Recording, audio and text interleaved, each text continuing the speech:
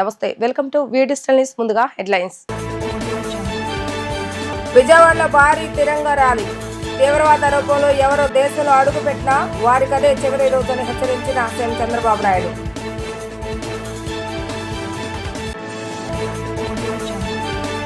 Operation Sindoor విజయవంతం నేపథ్యంలో rally. దేశభక్తి నినాదాలతో మారుమోగిన విజయవాడ వీధులు. దాడులు చేస్తే చూస్తూ ఊరుకోమన్న పవన్ కళ్యాణ్. అనంతపురం జిల్లాలో పర్యటించిన మంత్రి నారా లోకేష్. ప్రజలు ఇచ్చిన అర్జీలను స్వయంగా పరిశీలించి పరిష్కరిస్తానని బాధితులకు భరోసా.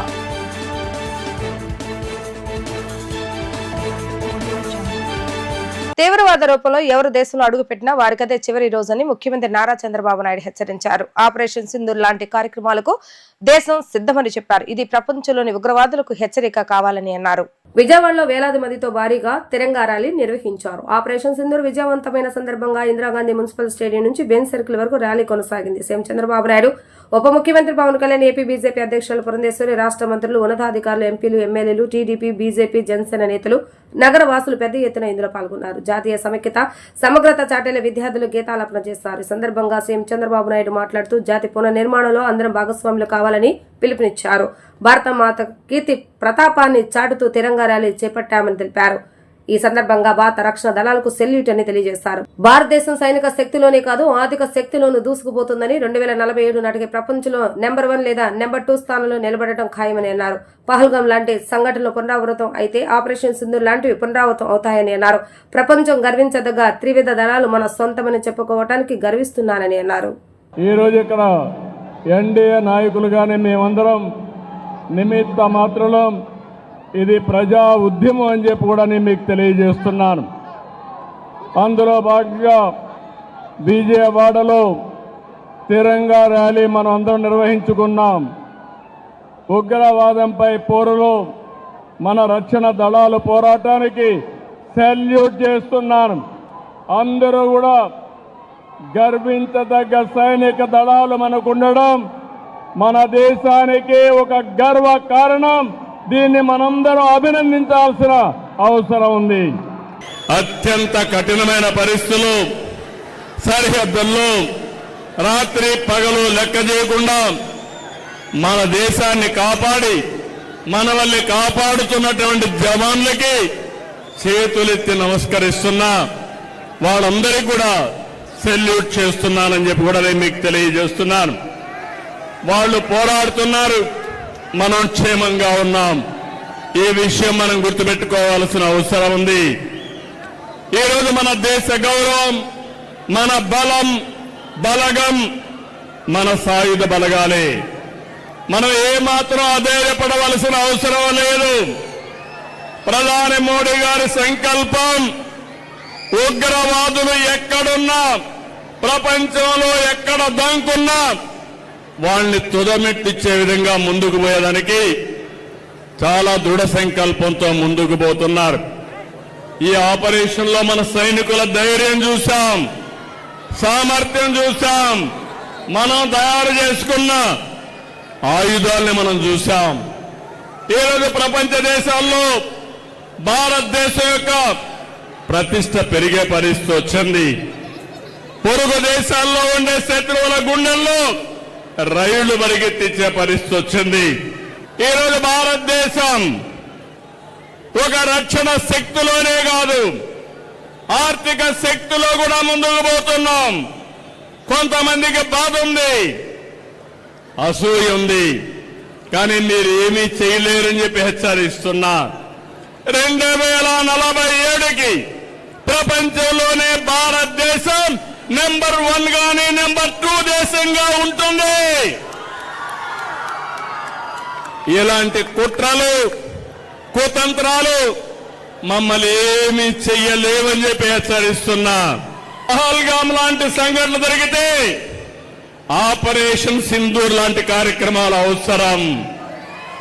దీనికి దేశం సిద్ధం, దేశంలో ఉండే పౌరులందరూ సిద్ధం. ఇది గుర్తుపెట్టుకోమని ప్రపంచంలో ఉండే ఉగ్రవాదుల్ని మరొక్కసారి హెచ్చరిస్తున్నానని చెప్పి కూడా నేను మీకు తెలియజేస్తున్నా. ప్రతి ఒక్క ఇంటిలో చర్చ జరగాలి. యువత మురళీ నాయక్ మీ అందరికీ స్ఫూర్తి కావాలి. సిద్ధమా తమ్ముళ్ళు అని అడుగుతున్నా మిమ్మల్ని. అభివృద్ధి చెందుతున్న భారతదేశంపై పాకిస్తాన్ ప్రేరేపిత ఉగ్రదాడి ఈనాటిది కాదని ఉప ముఖ్యమంత్రి పవన్ కళ్యాణ్ అన్నారు. దేశాన్ని కించపరిచే విధంగా వ్యవహరిస్తే కలిసికట్టుగా అందరం సమాధానం ఇవ్వాలని చెప్పారు. సెలబ్రిటీల నుంచి దేశభక్తి ఆశించవద్దని తెలిపారు. ఆపరేషన్ సింధూర్ విజయవంతమైన నేపథ్యంలో విజయవాడలో తిరంగా ర్యాలీ నిర్వహించారు. ఈ సందర్భంగా ఉప ముఖ్యమంత్రి పవన్ కళ్యాణ్ మాట్లాడుతూ దేశాన్ని కాపాడేది మురళీ నాయక్ లాంటి నిజమైన హీరోలేనని పేర్కొన్నారు. పాకిస్తాన్ సరిహద్దు దాటి మనల్ని కొడితే మనం వారి ఇళ్లలో దూరి కొడతామని ఆపరేషన్ సింధూర్ ద్వారా చాటామని పవన్ కళ్యాణ్ వెల్లడించారు. మోడీ సర్కార్ ఆపరేషన్ సింధూర్ ను విజయవంతం చేసి ప్రపంచానికి భారత శక్తిని చూపించిందని విద్యార్థులు ప్రజలు పేర్కొన్నారు. ఆర్మీ సరిహద్దులో పహారా కాస్తూ అందరికీ రక్షణగా నిలుస్తున్నారని చెప్పారు. ఈ సందర్భంగా వీర జవాన్లకు సంఘీభావం తెలిపారు. ఈ కార్యక్రమంలోనే దేశం కోసం ప్రాణాలు అర్పించిన మురళీ నాయక్ సేవలను కొనియాడారు. 1947 దేశ విభజన జరిగినప్పటి నుంచి ఎప్పుడు మనం ప్రశాంతత చూడలేం. అడ్డగోలుగా లక్షలాది మంది నరికేశారు అప్పుడు పాకిస్తాన్ విభజనప్పుడు.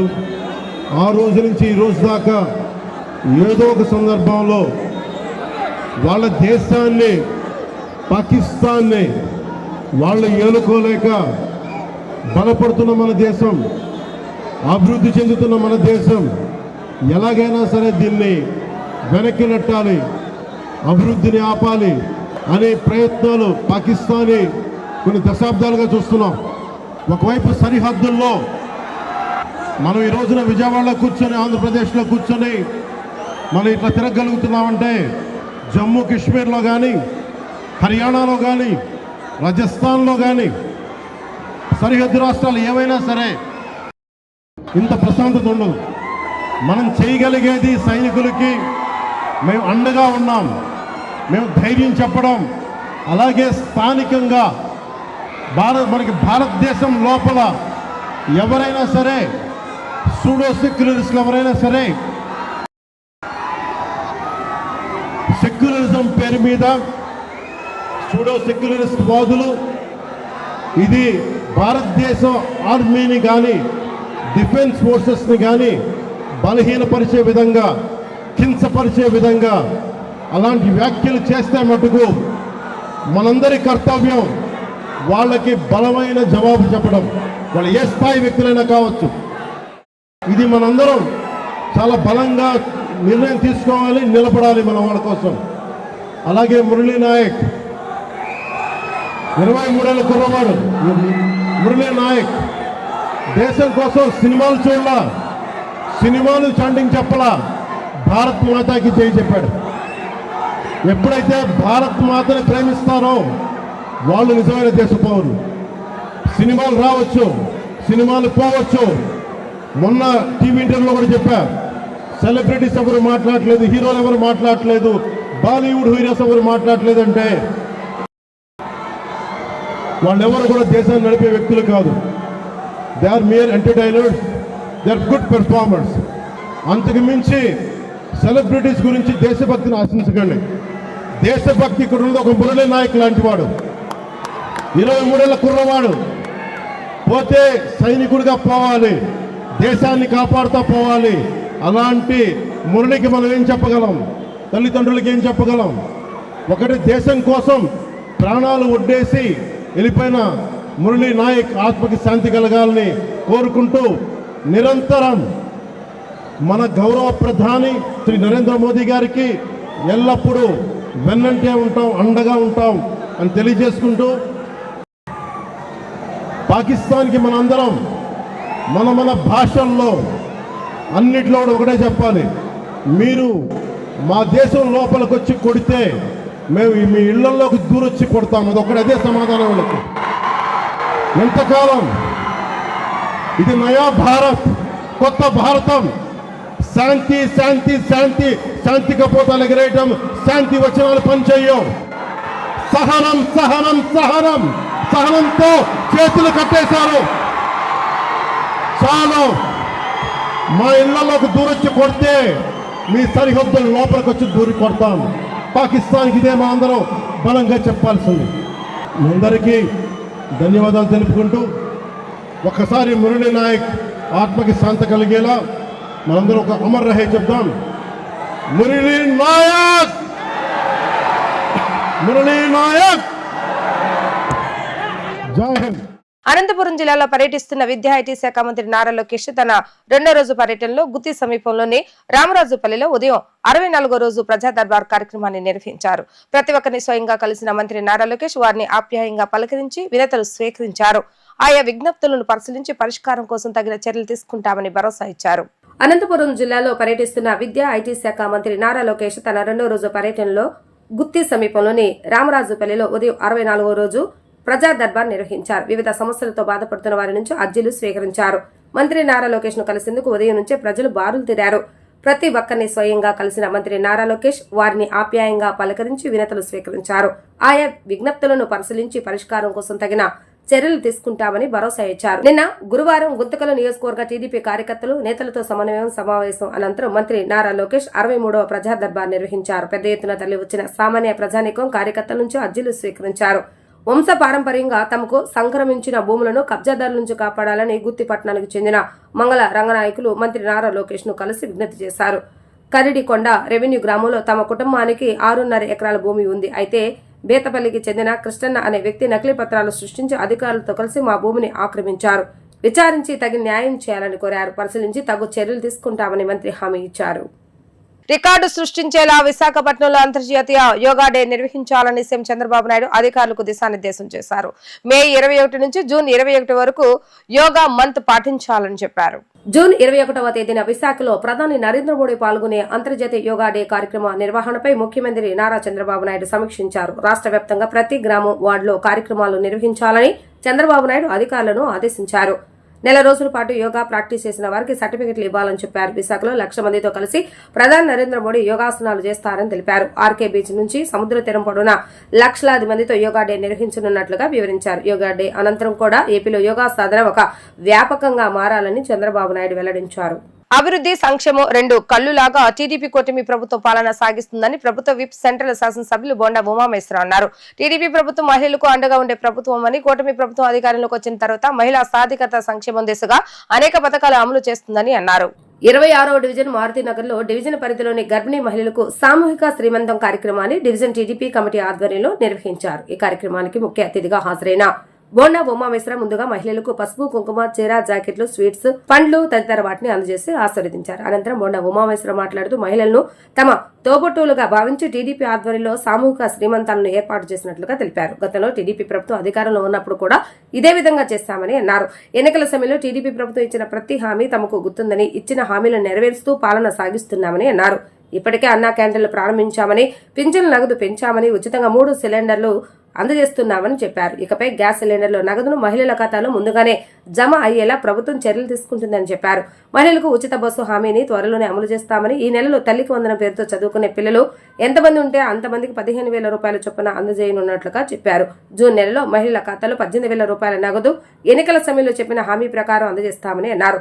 సెంట్రల్ నియోజకవర్గంలో అన్ని డివిజన్లోని సంస్థలపై తమకు అవగాహన ఉందని, సమస్యల పరిష్కారం దిశగా చర్యలు చేపట్టనున్నట్లుగా వివరించారు. అన్ని డివిజన్లోనూ సామూహిక శ్రీమంత కార్యక్రమాలను టీడీపీ పరంగా నిర్వహిస్తూ గర్భిణీ మహిళలను గౌరవిస్తున్నట్లుగా చెప్పారు. కార్పొరేటర్ వల్లభనేని రాజేశ్వరి మాట్లాడుతూ టీడీపీ కూటమి ప్రభుత్వం అధికారంలోకి వచ్చిన తర్వాత ప్రజలందరికీ సువర్ణ యుగంగా ఉందని అన్నారు. ప్రత్యేకించి మహిళలకు అనేక సంక్షేమ పథకాలు అమలు జరుగుతున్నాయని, మహిళలంతా ఎంతో సంతోషంగా ఉన్నారని అన్నారు. గర్భిణీ మహిళలకు ఏర్పాటు చేసిన సామూహిక శ్రీమంతాల కార్యక్రమానికి ఎమ్మెల్యే బోండా ఉమామేశ్వర హాజరు కావడం మహిళలకు ఎంతో సంతోషాన్ని ఇచ్చిందని అన్నారు. ఈ కార్యక్రమంలో డివిజన్ తెలుగుదేశం పార్టీ అధ్యక్షులు పాండు, ప్రధాన కార్యదర్శి సత్య, డివిజన్ ఇన్ఛార్జి సతీష్ తదితరులు పాల్గొన్నారు.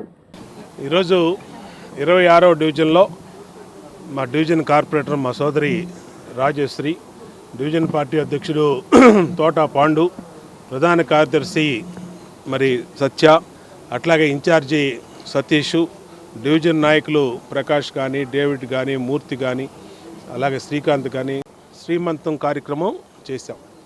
తెలుగుదేశం ఎప్పుడు అధికారంలోకి వచ్చినా మహిళలకు అండగా ఉంటాం. ముఖ్యంగా పేద వర్గాలకి, గర్భిణీ స్త్రీలకి గతంలో 2014, 2019లో కూడా ప్రతి గర్భిణీ స్త్రీకి కూడా నియోజకవర్గంలో శ్రీమంతం కార్యక్రమం చేసి పుట్టింటి వాళ్ళు ఏ విధంగా అయితే వాళ్ళని చల్లని ఆశీస్సులు ఇచ్చి పండంటి బిడ్డని, ఆరోగ్యకరమైన బిడ్డని కన్మని ఏదైతే బట్టలు, చీర కానీ, సారీ కానీ, పళ్ళు కానీ, స్వీట్లు కానీ, పసుపు కుంకుమ కానీ, గాజులు కానీ ఇస్తారో ఆ విధంగా మేము మా చెల్లెళ్ళందరికీ కూడా ఇచ్చినటువంటి పరిస్థితి. మళ్ళీ ఈరోజు నేను శాసనసభ్యుడిగా ఎన్నికైనాక మా కార్పొరేటర్లు, మాజీ కార్పొరేటర్లు, డివిజన్ పార్టీ అందరూ కూడా పెద్ద ఎత్తున ఈ కార్యక్రమం తిరిగి తీసుకున్నాం. అన్ని డివిజన్లో కూడా ఈ కార్యక్రమం చేస్తూ ఉన్నాం. ఎన్నికల ముందు ఇచ్చిన ప్రతి హామీని నిలబెట్టుకుంటూ ముందుకెళ్తా ఉన్నాం. ఇచ్చిన మాట ప్రకారం 3,000 పెంచి 4,000 చేసాం. ప్రతి మహిళకి 3 గ్యాస్ బండ్లు ఇస్తున్నాం. ఆ 3 గ్యాస్ బండ్లు కూడా ఇప్పుడు నిన్ననే సీఎం గారు ప్రకటించారు. వాళ్ళ ఖాతాల్లో డబ్బులు వేసేయమన్నారు. గ్యాస్ బండ్లకి వాళ్ళు ఎప్పుడు కొనుక్కున్న ఆ ఖాతాల్లో 3 గ్యాస్ బండ్లు డబ్బులు పడిపోతాయి. ఈ నెల నుంచి తల్లికి వందనం పేరుతో పిల్లలు చదువుకునే పిల్లలకి 15,000 రూపాయలు. ఎంతమంది పిల్లలు ఉంటే అంతమందికి 15,000 రూపాయలు చొప్పున ఈ నెల నుంచి ఇస్తున్నాం. వచ్చే నెల నుంచి మహిళలకు ఇస్తామన్న 18,000 రూపాయలు ఇస్తున్నాం. అలాగే ఇదే కాకుండా ఉచిత బస్సు కూడా మరి వచ్చే నెల నుంచి పెట్టబోతా ఉన్నాం. ఇచ్చిన ప్రతి హామీ గుర్తుంది. ఇప్పటికే అన్నా క్యాంటీన్లు ఓపెన్ చేసాం. ప్రతి హామీని నెరవేరుస్తాం. ప్రజలకి అండగా ఉంటాం. ముఖ్యంగా సెంట్రల్ నియోజకవర్గంలో ఎమ్మెల్యే కార్యాలయం కానీ, కార్పొరేటర్ల కార్యాలయం కానీ నిరంతరం పనిచేస్తూ ఉన్నాయి. ప్రతి సమస్యని పరిష్కరించే దిశగా ఒకవైపు అభివృద్ధి, ఒకవైపు సంక్షేమం చేస్తూ ముందుకెళ్తా ఉన్నాం. భవిష్యత్తులో కూడా అలాగే చేస్తాం.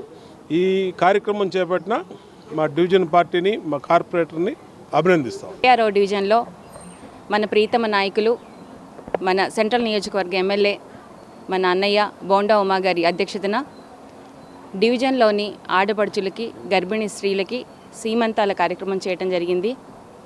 అలాగే గర్భిణులకి పౌష్టికాహార ప్రాముఖ్యత చెప్పి వాళ్ళకి ఆశీర్వచనాలు ఇచ్చి ఈ కార్యక్రమాన్ని విజయవంతం చేయడం జరిగింది. ఏ విధంగా అయితే తెలుగుదేశం పార్టీ ఆడపడుచులకి పెద్దపీట వేస్తుందో అదేవిధంగా తెలుగుదేశం పార్టీ ఏ హామీలు ఇచ్చిందో అన్నిటినీ అమలు చేసిందని చెప్తూ ఆడపడుచుల సంక్షేమానికి ఎల్లప్పుడూ ముందుంటామని, వాళ్ళకి ఏ అవసరాలు వచ్చినా సరే అందుబాటులో ఉంటామని తెలియజేస్తూ ఈ కార్యక్రమాన్ని విజయవంతం చేసిన అందరికీ ధన్యవాదాలు. తన చెల్లెలను భర్త, అత్తింటి కుటుంబ సభ్యులు అధిక కట్నం కోసం వేధించి బలవంతంగా పురుగుల మందు తాగించి హత్య చేస్తారని ప్రకాశం జిల్లా కనగిరి తాలూకా చంద్రశేఖరరావుకు చెందిన జగన్నాథం ధనలక్ష్మి ఆరోపించారు. తన చెల్లెలైన సుజాతను ఆమె అత్తింటి కుటుంబ సభ్యులు హత్య చేస్తే స్థానిక పోలీసులు హత్య చేసిన వారికి అండగా నిలుస్తున్నారని ఆవేదన వ్యక్తం చేశారు. సుజాతను హత్య చేసిన వారి వెనుక స్థానిక ఎమ్మెల్యే ఉగ్ర నరసింహారెడ్డి ఉన్నారని, ఈ పరిస్థితుల్లో ఏ ఆడబిడ్డకు కష్టం వచ్చినా తాను అండగా ఉంటానని చెప్పిన ఉప ముఖ్యమంత్రి పవన్ కళ్యాణ్ తమకు అండగా నిలవాలని కోరారు.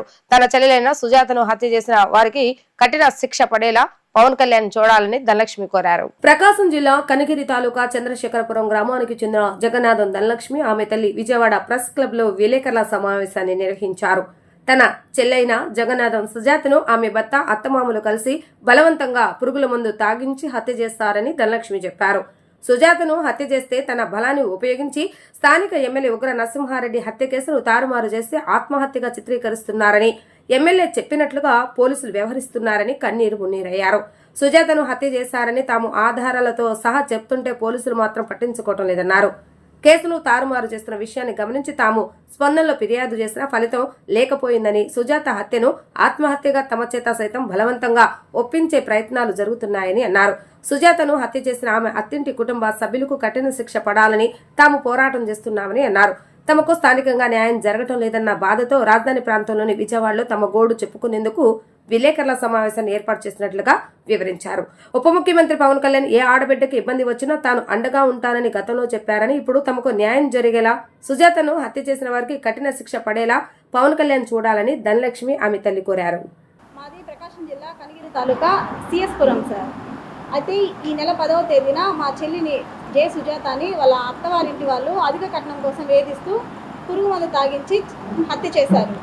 అయితే మా చెల్లి చనిపోయే ముందు 100కి కాల్ చేసి తనని అత్త మామ భర్త కలిసి మందు తాగించి ఇంట్లో గడేశారు, కాపాడమని పోలీసు వాళ్ళని కోరుకుంది సార్. అలాగే వాళ్ళకి ఈ బాబు మా చెల్లెలి బాబు, నాకు ఏదన్నా అయితే మా బాబుని తీసుకెళ్ళి మా అక్కకి ఇచ్చేయండి అని చెప్పి కూడా చెప్పింది. అప్పుడు ఆ 100 నుంచి హెల్ప్ లైన్ వాళ్ళు కనిగిరి పోలీస్ స్టేషన్కి కనెక్ట్ చేశారు. కనెక్ట్ చేసి కనిగిరి పోలీస్ స్టేషన్ నుంచి ఒక కానిస్టేబుల్ని వాళ్ళ ఊరు పక్కనే భూతంవారిపల్లి అక్కడికి పంపించినప్పుడు కానిస్టేబుల్ వెళ్ళి చూస్తే మా చెల్లెలు లోపల గదిలో అరుస్తూ ఉంది మందు తాగి. గది బయట వాళ్ళ భర్త మామ అదే మందు తాగుతూ కూర్చొని ఉన్నారు. ఇంకా ఈ కానిస్టేబుల్ మందలించి వాళ్ళ భర్తకి చెప్పారు మా అమ్మాయిని హాస్పిటల్లో జాయిన్ చేయమని. అప్పుడు గవర్నమెంట్ హాస్పిటల్లో జాయిన్ చేశారు. కానీ ఈ తీసుకెళ్లే టైం వచ్చి లేట్ అవడంతో అమ్మాయి కండిషన్ కొంచెం సీరియస్గా ఉందని చెప్పి గవర్నమెంట్ హాస్పిటల్ డాక్టర్ వచ్చి రిమ్స్కి తీసుకెళ్ళమని చెప్పారు. కానీ ఆమె భర్త ఒప్పుకోలేదు. రిమ్స్కి ఏం తీసుకెళ్లాల్సిన అవసరం లేదు, ఇక్కడే ట్రీట్మెంట్ చేయండి, ఏమైనా నేను చూసుకుంటాను, నేను మీకు స్టేట్మెంట్ ఇస్తాను అని చెప్పి ట్రీట్మెంట్ రిమ్స్కి తీసుకెళ్ళడానికి అయితే ఒప్పుకోలేదు సార్. సో అట్లా ట్రీట్మెంట్ లేట్ అయ్యి మా చెల్లి చనిపోయింది. చనిపోగానే మేమందరం అప్పుడు చిత్తూరు జిల్లాలో మేము ఉండేది. నేను, మా తమ్ముడు, మా ఇంకో చెల్లెలు. దగ్గరలో మా అమ్మ సిఎస్పురంలో ఉన్నింది. మా అమ్మకి పోలీస్ వాళ్ళు మా సిఎస్పురం పోలీస్ స్టేషన్కి ఫోన్ చేస్తే అక్కడ నుంచి వాళ్ళు మా అమ్మకి ఫోన్ చేసి మీ అమ్మాయి గురించి ఏదో మాట్లాడాలంట, మిమ్మల్ని కనిగిరి పోలీస్ వాళ్ళు రమ్మని చెప్పారని చెప్పి మా అమ్మకి చెప్తే మా అమ్మ వెళ్ళింది కనిగిరి. వెళ్ళినప్పటికీ వెళ్ళి చూస్తే మా అమ్మాయి స్పృహలో లేదు సార్. అప్పటికి స్పృహ లేదు, నోరు నుండి నుడుగు వస్తూ ఉందంట. అసలు ఏమైందని అడిగినప్పుడు ఈ అమ్మాయి చనిపోయింది శనివారం, శుక్రవారం మా ఇంట్లోనే ఉన్నింది. మా ఇంట్లో ఉన్నప్పుడు శుక్రవారం నైటు భార్యాభర్తకి గొడవ అయింది. గొడవ అయ్యి ఇంకా గొడవలో నైట్ 9 గంటలకు బాబుని తీసుకొని వెళ్ళిపోయాడు సార్. ఆయన బాబుని కూడా సిగరెట్తో కాల్చాడు. అంటే ఆయన అప్పుడు ఫుల్గా తాగున్నాడు. ఇదిగోండి, బాబుని కూడా సిగరెట్తో కాల్చిండు. సిగరెట్తో కాల్చి ఇంకా ఎత్తుకొని వాళ్ళ అత్తవారింటికి ఎత్తుకొని పోయాడు. బాబుని ఏమన్నా చేస్తాడన్న భయంతోనే మా చెల్లెలు వాళ్ళ అత్తవారింటికి వెళ్ళింది, లేకపోతే మా చెల్లి వెళ్ళదు సార్. వెళ్ళినప్పుడు ఆ నైట్ గొడవ పడ్డారో ఏమో మాకైతే తెలియదు. శనివారం పొద్దున్నే అంటే చనిపోవడానికి ఒక 2-3 గంటల ముందు నాకు ఫోన్ చేసింది. చిత్తూరులో ఉన్న నాకు ఫోన్ చేసింది. ఫోన్ చేసి ఇట్లా వాళ్ళు ఎలా తిడతా ఉన్నాడు, భయంకరంగా కొంచెం అసహ్యంగా తిడుతూ గొడవ చేస్తున్నాడు చూడు అని చెప్పి నాకు వాయిస్ ఆడియో రికార్డ్స్ అన్ని పెట్టింది సార్. ఆడియో రికార్డ్స్ పెట్టినప్పుడు నేను మా అమ్మకి ఫోన్ చేశాను. మా ఏమన్నా చేస్తారేమో, నువ్వు వెళ్ళి ఫస్ట్ మన ఊర్లో పోలీస్ స్టేషన్లో కంప్లైంట్ చేయి, వాళ్ళు పిలిపిస్తారు, అమ్మ ఎందుకు భయపడుతుంది, ఏమన్నా చేస్తారేమో అని నాకు ఫోన్ చేసింది. నువ్వు వెళ్ళి కాపాడు అని చెప్పినప్పుడు మా అమ్మ ఫస్ట్ వెళ్ళి కంప్లైంట్ చేసింది సార్. చేసిన కొద్దిసేపటికి వాళ్ళే పిలిచి ఇట్లా మీ అమ్మాయి గురించి మాట్లాడాలి, కనిగిరి వెళ్ళమని చెప్పారు. అప్పటికే అమ్మాయికి మందు తాగించి అమ్మాయి చనిపోయింది సార్. అప్పుడు స్పాట్లో ఉన్న ఎస్ఐ గారు, నేను ఆ రోజు లేను సార్, శనివారం నేను లేను. నేను ఆ రోజు బయలుదేరి వెంటనే ఆదివారం ఉదయానికల్లా వచ్చాను. అప్పటికి స్పాట్లో నేను మా అమ్మని పంపించాను. మా అమ్మని పంపించినప్పుడు ఇంకా సార్ మొత్తం నాకు ఫోన్ చేసి, సార్ ఇట్లా ఆడియో రికార్డ్స్ అన్నీ ఉన్నాయి, మా చెల్లి నాకు పంపింది, సో ఇట్లా హరాస్ చేసి వాళ్ళు చెరుకు మందు తాగించి అమ్మాయిని చంపేశారు సార్ అని నేను చెప్పినప్పుడు, సరే అమ్మా మేము అలాగే ఎఫ్ఐఆర్ రాస్తామని చెప్పారు. తర్వాత వాళ్ళు ఏం రాసుకున్నారో ఏమో సార్, అంత ఎఫ్ఐఆర్ అయితే మొత్తం మా చెల్లి భర్తకి ఫేవర్గానే రాశారు వాళ్ళు. వేలుముద్ర కూడా మా అమ్మది కాదు. సో ఇట్లా ఈ వేలుముద్ర కూడా మా అమ్మ అయితే వేయలేదు. నేను అడిగాను మా అమ్మని, నువ్వు పోలీసుల దగ్గర ఏమైనా వేలుముద్ర వేసావంటే నేనైతే ఏ వేలుముద్ర వేయలేదు. గవర్నమెంట్ హాస్పిటల్లో అమ్మాయి చనిపోవడానికి 1/2 అవర్ ముందు పక్కనే ఉన్న సంజీవని హాస్పిటల్కి ట్రీట్మెంట్ కోసం తీసుకెళ్ళడానికి అక్కడ వేశానని చెప్పింది. ఈ పోలీసు వాళ్ళు ఏం చెప్తున్నారంటే ఇది మీ అమ్మే చెప్పింది, మేము రాసి మీ అమ్మకి వినిపించి వేలుముద్ర వేయించుకున్నామని చెప్పారు. కానీ వాళ్ళు మా అమ్మకి ఎఫ్ఐఆర్ కాపీ చదవలేదు, వినిపించలేదు. సరే సార్, కానీ నేను ఆదివారం వచ్చి ఇవన్నీ అడిగినప్పుడు వాళ్ళు ఏం చెప్పారంటే, సరే అమ్మా నేను మీకు ఫేవర్గానే చేస్తాను, మీరైతే మీడియాకి పోవద్దు, ఇన్ కేసు మీరు మీడియాకి పోయినారంటే మీ అమ్మాయి బాడీని నేను మున్సిపాలిటీకి ఇచ్చేస్తాము, ఇంకా భర్తని కంట్రోల్లోకి తీసుకున్నారు, మీకు బాడీ మున్సిపాలిటీకి ఇస్తామని చెప్పారు సార్ ఎస్ఐ శ్రీరామ్ గారు. సార్ అలా ఎలా చెప్తారు మీరు అని మేము అడిగినప్పుడు, ఆడదాన్ని మాట్లాడేది బయటకు వెళ్ళు, మగవాళ్ళు ఉంటే మాట్లాడండి, లేకపోతే మీరు ఎవ్వరూ మాట్లాడొద్దని మమ్మల్ని మాట్లాడనివ్వలేదు సార్ ఎస్ఐ గారు. ఇంకా తర్వాత మేము ఇంకా కాంప్రమైజ్ అయ్యి సార్ని బతిమలాడుకుంటే సాయంత్రం మా చెల్లి బాడీని పోస్ట్ మార్టం చేసి సాయంత్రం ఇచ్చారు సార్ 5 గంటలకి. 5 గంటలకు ఇచ్చినప్పుడు ఇప్పుడు శనివారం కస్టడీలో తీసుకున్నారు మా చెల్లి భర్తని. అతను ఆదివారం మా చెల్లి దహన సంస్కారాలకు వచ్చినప్పుడు తాగున్నారు సార్ ఫుల్గా. అలా ఎలా తాగున్నాడని నేను అడిగాను వాళ్ళని, అలా ఎలా తాగున్నాడంటే లేదు అని అబద్ధం చెప్తున్నారు. మా కుటుంబ సభ్యులు సార్ వీళ్ళందరూ, మా దహన సంస్కారాలకి మేము కూడా వచ్చినాము, వీళ్ళు కూడా వచ్చిండ్రు, అందరూ ఫుల్గా తాగున్నారు. ఆ విషయం గురించి నేను పదే అడిగితే లాస్ట్కి అక్కడ ఉన్న కానిస్టేబుల్స్ ఏమంటున్నారంటే, మేము ఎదవలమే, అయితే ఇప్పుడు మేము ఏం చేయాలి, మమ్మల్ని ఏం చేయమంటావు, మేము ఎదవలమే అని చెప్తున్నారు సార్. ఇంకా మాకు అర్థమైపోయింది వీళ్ళు మాకు న్యాయం చేయరు అని చెప్పి. ఇంకొకటి నేను ఇక్కడికి మెయిన్ రావడం కారణం ఏంటంటే, ఇప్పుడు అప్పుడు పవన్ కళ్యాణ్ గారు చెప్పారు కదా సార్, ఒక అమ్మాయికి ఎక్కడ అన్యాయం జరిగినా నేను వస్తానని. ఆ సార్ గారు మాకు ఇన్వాల్వ్ అవ్వాలని నేను మనస్ఫూర్తిగా కోరుకుంటున్నాను సార్. ఎందుకంటే మా సైడ్ అంతా తేలిపోయింది, వీళ్ళు మాకైతే హెల్ప్ చెయ్యరు, హెల్పే కాదు అసలు న్యాయం చేయరు సార్. పూర్తిగా వాళ్ళు అమ్ముడుపోయారో ఏమో, మమ్మల్ని అయితే వాళ్ళు సీరియస్గా తీసుకోవట్లే. పోస్ట్ మార్టం రిపోర్ట్లో కూడా అమ్మాయి సూసైడ్ చేసుకుంటే భర్త తీసుకొచ్చి చేర్చారని చెప్పారు, అది మొత్తం తప్పు సార్. ఇంకొకటి ఈ ఎఫ్ఐఆర్ మేము రాయలేదు, మా అమ్మ చేత వేలుముద్ర వేయించుకున్నామని వాళ్ళు చెప్తున్నారు. ఇది మా అమ్మ వేలుముద్రే కాదు సార్. నేను కోరుకునేది ఒకటే సార్, పవన్ కళ్యాణ్ గారు ఇందులో ఇన్వాల్వ్ అవ్వాలి. ఆ సార్ని ఎట్లా కలవాలో మాకు తెలియట్లేదు సార్. కనీసం మీడియా ద్వారా అయినా పవన్ కళ్యాణ్ గారిని కలిస్తే మాకు ఆయనైనా న్యాయం చేస్తారని నేను నమ్ముతున్నాను సార్. పవన్ కళ్యాణ్ సార్కు నా నమస్తలు, అట్నే లోకేష్ గారికి నా నమస్తే. నా బిడ్డను అన్యాయంగా చంపేస్తే మా ఊర్లో రాజకీయం చేసి న్యాయం లేకుండా చేసి నా బిడ్డను అన్యాయం చేసి మమ్మల్ని ఎట్టంటే అట్ట మాట్లాడి ఆ పోలీసులు కూడా మాకు సహకరించట్లేదు. నా భర్త లేడు, వాళ్ళకి ఎవరు లేరులేని రాజకీయం చేసి ఎట్ట చేసేది నా ఇండియాలో. నా ఇంట్లో శుక్రవారం ఉన్న పిల్లని నా అల్లుడు నన్ను నా బిడ్డను కొట్టి తీసుకొని పోయి అత్త మా మొగుడు ముగ్గురు మందు తాపించి ఆ పిల్ల తాగినదని చెప్పి మొత్తం రివర్స్ చేసి నా బిడ్డ తాగినట్టు పోస్ట్ మాస్టర్ నేను సంతకం ఏమి లే నా ఏళ్ళు ముద్ర వేసుకొని వాళ్ళంతా మాకు అన్యాయం చేసేయండి సార్. క్షమించండి, నాకు న్యాయం చేయండి సార్. నా బిడ్డకి నాకు సార్ మీరు ఎక్కడున్నా మా ఏడియాలు చూసి మాకు న్యాయం చేయండి సార్. పవన్ కళ్యాణ్ గారు సార్. మాది సిఎస్పురం సార్, కనిగిరి తాలూకా సిఎస్పురం, మాది ప్రకాశం జిల్లా. ఏపీ లిక్కర్ స్కామ్ కేసు దర్యాప్తులో కీలక పరిణామం చోటు చేసుకుంది. సుదీర్ఘ విచారణ అనంతరం నాటి ముఖ్యమంత్రి కార్యదర్శిగా పనిచేసిన ధనంజయ రెడ్డితో పాటు అప్పటి సీఎం ఓఎస్డీ కృష్ణమోహన్ రెడ్డిని ప్రత్యేక దర్యాప్తు బృందం సిట్ అధికారులు అదుపులోకి తీసుకున్నారు. 3 రోజుల పాటు వీరిని విచారించిన సిట్ అధికారులు మద్యం కుంభకోణంలో వీరి ప్రమేయంపై స్పష్టత వచ్చిన తర్వాత అరెస్టు చేసినట్లుగా వెల్లడించారు.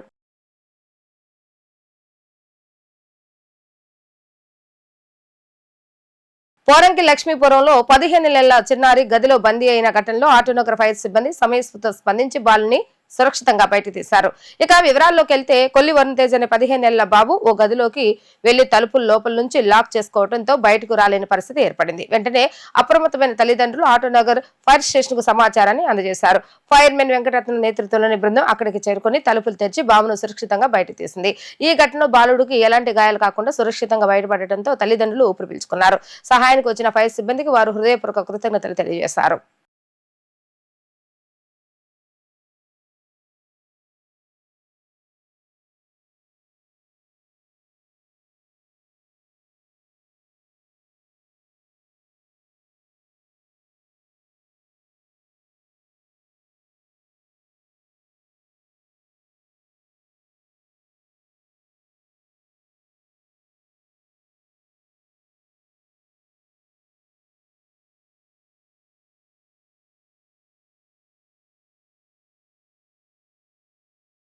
వార్తలు ముగించే ముందు హెడ్లైన్స్ మరొకసారి. విజయవాడలో భారీ తిరంగా ర్యాలీ. తీవ్రవాద రూపంలో ఎవరో దేశంలో అడుగుపెట్టినా వారికదే చివరి రోజుని హెచ్చరించిన సీఎం చంద్రబాబు నాయుడు.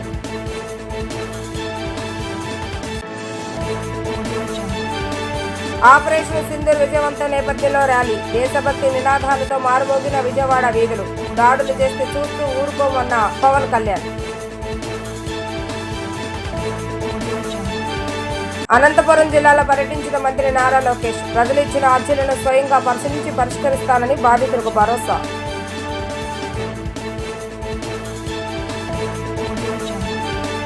ఇవి ఈ రోజు వార్తా విశేషాలు. మరలా తిరిగి ప్రసారమే వార్తలు మళ్ళీ కలుద్దాం. అంతవరకు సెలవు, నమస్కారం.